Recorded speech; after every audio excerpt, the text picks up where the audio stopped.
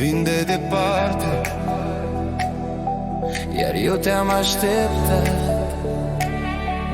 Sunt un călător ce vine de departe, aduc această lume în palmele mele toate. Văd oameni născuți ce nu știu că trăiesc într-o mare de lacrimi ce-n suflet lovesc.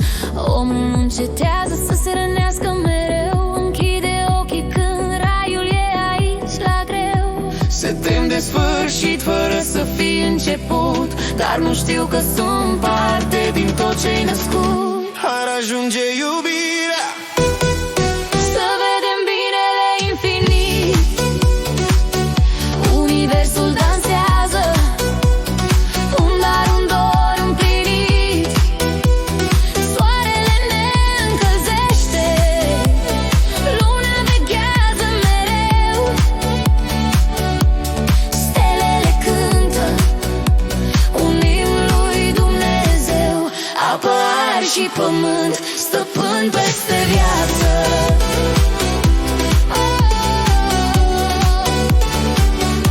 stăpân peste viață.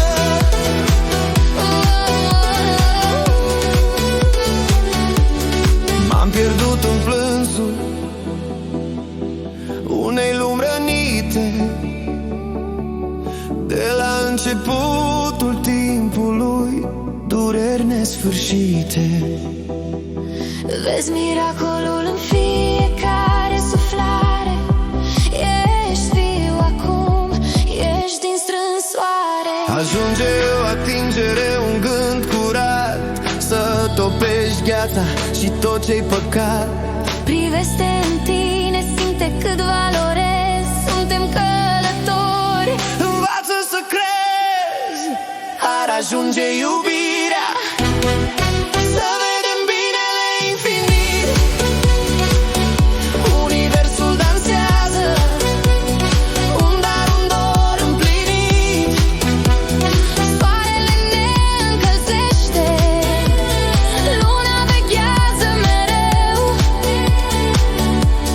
Stelele cântă un imn lui Dumnezeu. Apă, aer și pământ, stăpân peste viață.